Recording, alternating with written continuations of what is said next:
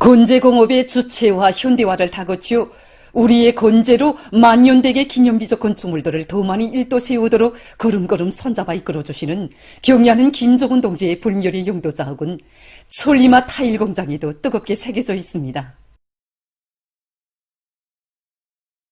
경의하는 청비서 동지께서는 지금으로부터 11년 전인 주체 100일 2012년 9월 1일 종합적인 건재기지로 전변된 공장의 여러 곳을 돌아보시면서 생산과 경영활동에서 나서는 귀중한 가르치심을 주셨습니다.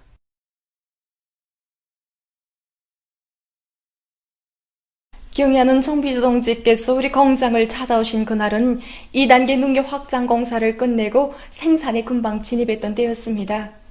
그날 경의하는 청비서 동지께서는 공장의 일꾼들과 정업원들이 위대한 장군님의 유언과 당의 뜻대로 창전고리 건설장을 비롯한 중요된 상건설장들의 각종 타일과 기어들을 생산 포장하는 속에서도 2단계 농nghiệp 확장 공사를 성과적으로 진행하여 건재공업의 주체화 실현에 크게 이바지하였다고 높이 평가해 주셨습니다.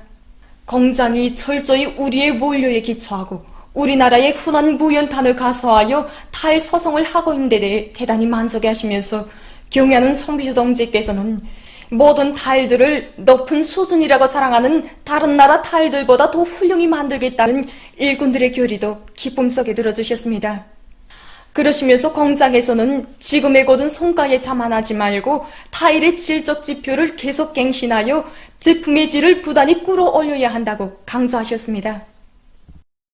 그날 경의하는 청비서 동지께서는 시대가 발전한 데 따라 사람들이 미적 요구도 높아지고 또 거기에 맞게 그 건설공법도 변한다고 하시면서 정전에는 벽에 도배지를 바르는 것이 기본이었지만 오늘날에는 그 장식 타일로도 처리할 수 있게 되었다고 이렇게 말씀하셨습니다.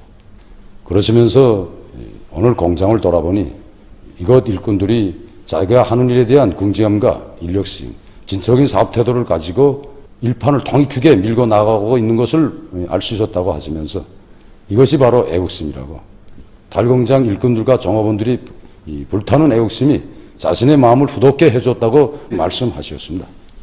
정말 우리 공장이 제발로 걸어나갈 수 있게 온갖 운전과 배려를 다 돌려주시고도 그 모든 성과를 우리들에게 고스란히 돌려주실 때 정말 가슴 뜨거워짐을 금할 수가 없었습니다.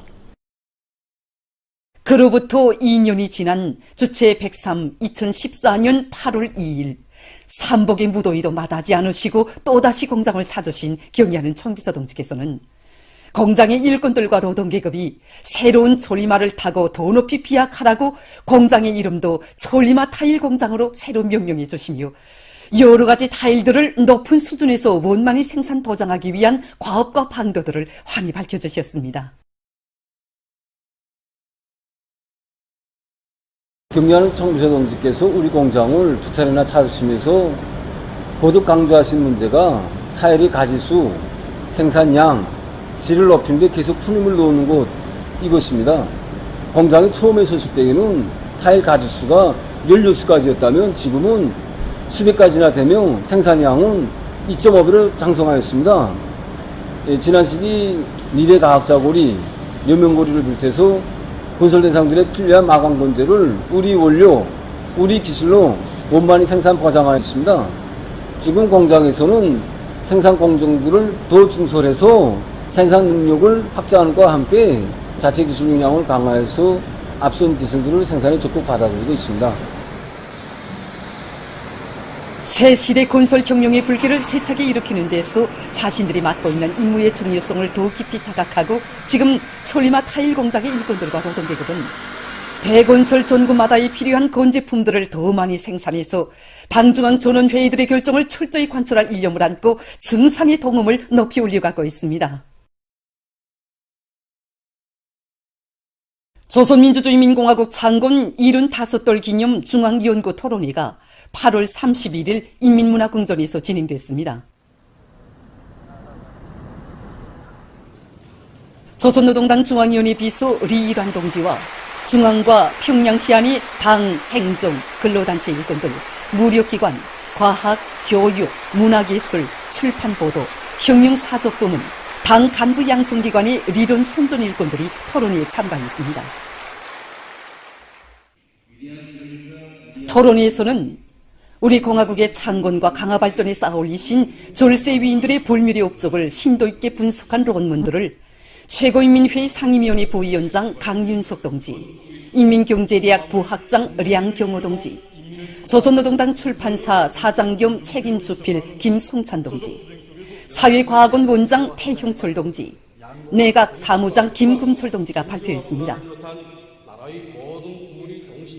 토론자들은 인민대중 제일주의를 국가의 근본 중의 근본으로 내세우고 공고한 정치 풍토로 고착시킨 진정한 인민의 나라는 세상에 오직 우리 공화국뿐이라고 확언하면서 당중앙의 일용도 따라 사회주의의 전면적 발전을 가속화해서 우리 국가 제일주의 시대를 끝없이 빛내어 나갈 때 대해서 강조했습니다. 전체 참가자들은 졸세 위인들의 불멸의 국가건설 사상과 업적을 만대 길이 빛내며 경의하는 김정은 동지의 일용도 따라 주체혁명 위협의 승리적 전진을 위하여 우리 공화국의 끊임없는 융성 번영을 위하여 힘차게 투쟁해 나갈 불같은 요리에 충만되어 있었습니다.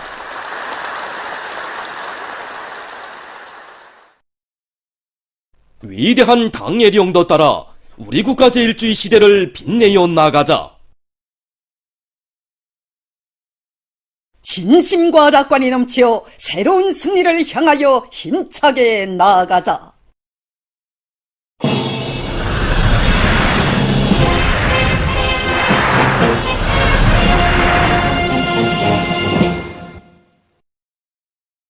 당 결정 관철을 위한 전구마다에서 청년들의 비상한 탐구 정신과 애국의 열정이 새로운 혁신, 대담한 창조, 부단한 전진의 기상으로 나래치는 속에 뜻깊은 청년절을 맞으며 개막된 전국 청년과학기술 성과 전시회가 8월 31일 과학기술 전당에서 폐막됐습니다. 폐막 모임에는 국가과학기술위원회 위원장 리두일 동지, 청년동맹 일꾼들, 청년과학자, 기술자들이 참가했습니다. 모임에서는 전시회에 참가한 도청년동맹 위원회들과 송중앙기관 청년동맹 조직들의 단체별 순위가 각각 발표되고 우수한 평가를 받은 청년동맹 조직들과 참가자들에게 조선민주주의인민공화국 발명권 증서, 과학기술 성과 등록증, 상장, 표창장 등이 수여됐습니다. 이어 결의 토론들이 있었습니다. 토론자들은 기술혁명의 선구자, 대중적 기술혁신운동의 기수가 돼서 나라의 경제발전과 인민생활 향상을 과학과 기술로 담보해 나갈 결의를 피력했습니다. 사회주의 애국청년동맹 중앙위원회 위원장 문철 동지가 폐막사를 했습니다. 조선민주주의인민공화국 창건 75돌 경축 전국 직맹 일꾼들과 직맹원들의 덕창덕주 경연 입선자들의 종합공연이 8월 31일 중앙노동자회관에서 진행됐습니다. 조선직업청동맹 중앙위원회 위원장 박인철 동지, 평양시안의 직맹 일꾼들, 노동계급 직맹원들이 공연을 관람했습니다. 공연 무대에는 합창 김종은 장군께 영광을, 여성 독창 수령님 만고풍상 원했습니다. 남성 사중창 사랑하노라 등의 종목들이 펼쳐졌습니다. 출연자들은 인민대중 중심의 우리식 사회주의를 일떠세워주시고 공화국을 자주 자립 자위로 천엄 높은 불패의 강국으로 빛내어주신 위대한 수령 김일성 동지와 위대한 용도자 김정일 동지의 불멸의 업적을 격조높이 구가했습니다. 공연을 보면서 관람자들은 조국과 인민에 대한 가장 열렬한 사랑과 숭고한 헌신으로 우리 국가의 자랑찬 승리사를 변함없이 이어가시며 사회주의 조선의 찬란한 미래를 당겨가시는 경리하는 김정은 동지를 높이 모신 한없는 긍지와 자부심을 다시금 가슴 뽀듯이 새겨안았습니다.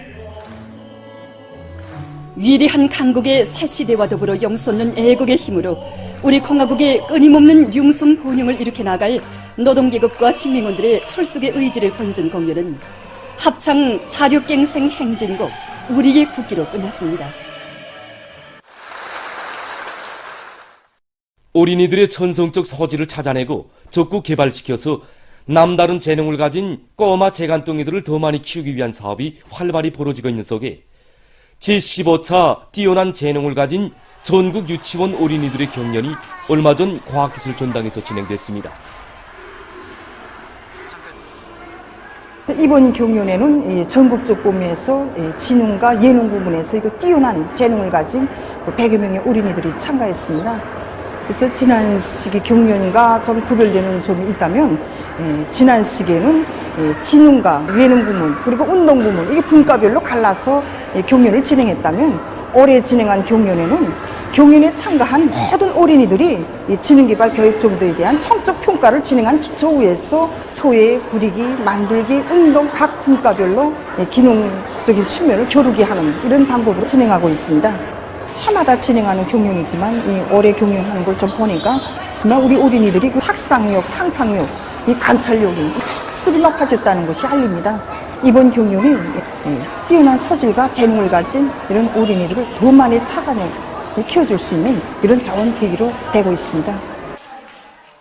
제22차 태권도 세계선수권대회가 8월 18일부터 26일까지 카자흐스탄의 아스타나에서 진행됐습니다. 우리나라와 러시아, 몽골, 그리스, 아르헨티나, 남아프리카를 비롯한 60여 개 나라와 지역의 우수한 남녀 태권도 선수 860여 명이 참가한 이번 선수권대회에서 우리 선수들은 금메달 64개와 종합 우승컵, 개인기술상 5개를 포함한 31개의 컵을 획득하고 나라별 종합순위에서 용예의 제1위를 쟁취하는 자랑찬 성과를 거두었습니다. 성인, 청년, 소년, 로장부류로 나뉘어 진행된 선수권대회에서 우리 선수들은 성인부류와 청년, 로장부류 경기들에 참가했습니다. 우리 선수들은 성인, 청년부류, 남녀 단체틀 경기, 은급, 금급, 로장부류 여자 단체틀 경기, 청년부류 여자 단체 특기 경기, 성인, 청년부류 남녀 허신 경기, 성인부류 남녀 단체 맞서기 경기, 청년부류 여자 단체 맞서기 경기, 은급, 근급, 로장부류 여자 단체 맞서기 경기, 은급 여자 단체 위력 경기에서 각각 1위를 했습니다. 제22차 태권도 세계선수권대회 나라별 종합순위에서 용예의 제1위를 쟁취하고 저국의 전원과 기상을 높이 떨친 태권도 선수들의 경기 성과는 당중앙 천원회들의 결정 관철을 위한 총공격전을 과감히 벌이고 있는 온 나라 전체 인민들에게 커다란 고무적 힘을 안겨주고 있습니다. 일제가 간도 지방에서 일어난 대지진을 계기로 우리 인민에 대한 광란적인 학살 만행을 감행한 때로부터 100년이라는 세월이 흘렀습니다. 수천 수만의 무고한 조선 사람들에게 죽음을 강요한 인류사에 유리없는 대학살 범죄는 오늘도 우리 인민의 가슴마다에 일제에 대한 치솟는 분노와 증오의 피를 끓게 하고 있습니다. 1923년 9월 1일 일본의 간도 지방에서는 리토 척도로 7.9의 강한 지진이 일어났습니다. 당시 강한 지진과 화염으로 해서 16만 6천여 명의 사상자와 행방불명자가 났으며 69만 여 세대가 한재에 안고 도시는 이렇게 폐허로 됐습니다. 그런데 이러한 상황에서 일본 정부가 아무런 대책도 세우지 않자 일본인들 속에서는 정부에 대한 불만이 날을 따라 고갔습니다. 이렇게 되자 교활한 일제는 인민들의 불만을 딴 데로 돌릴 목적으로 조선 사람들이 무장을 하고 습격해온다, 우물에 덕약을 쳤다, 불을 질렀다 등의 헛소문을 퍼뜨리면서 일본 사회 전반에 우리 조선 사람들에 대한 증오감을 고취시켰습니다. 이렇게 조선인 폭동서를 겸하게 유포시킨 놈들은 조선 사람을 적으로 규정하고 무자비하게 학살할 데 대한 내용으로 된 외양의 칙령을 공포했으며 간도 계엄사령부를 설치하고 여기에 방대한 무력을 동원해서 조선인 대방멸을 감행했습니다.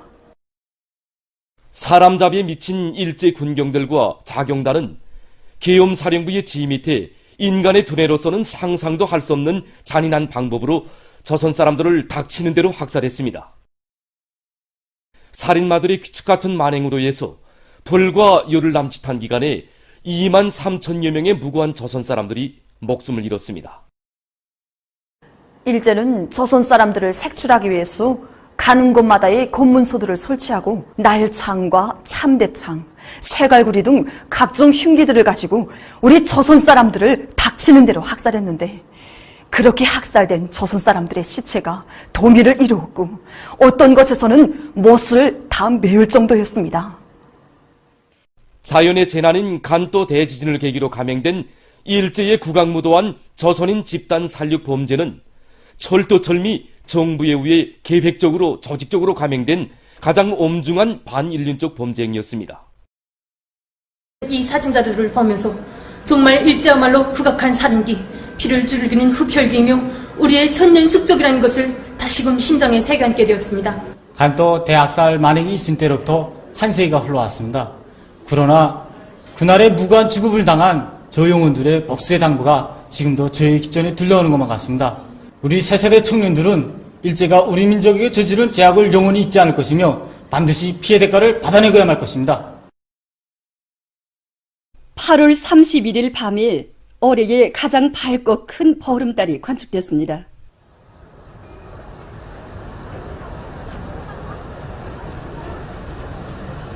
이 보름달은 지난 8월 2일에 관측된 보름달과 함께 올해에 뜨는 달 중에서 가장 크고 둥글며 환하게 보이는 보름달입니다. 전문가들의 말에 의하면 달은 륜중 타원 궤도를 따라 지구 주위를 돌면서 12번 혹은 13번 정도 근지점과 원지점을 지나는데 이때 지구와 가장 가까이 접근한 보름달이 가장 큰 보름달로 되며 그 거리가 35만 킬로미터 정도라고 합니다.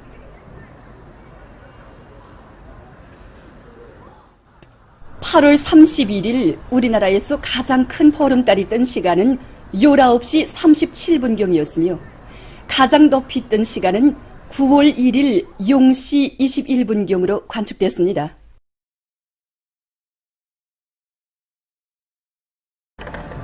(8월 31일에 뜬 보름달은 지난 8월 2일에 관측되었던 보름달보다 77km 정도 더 가까이에서 관측된 것으로서 올해 가장 큰 보름달로 특징 지어지고 있습니다. 전문가들은 올해와 같이 이렇게 한 달 안에 가장 큰 보름달이 2번이나 뜨는 것은 매우 드문 현상이라고 했습니다.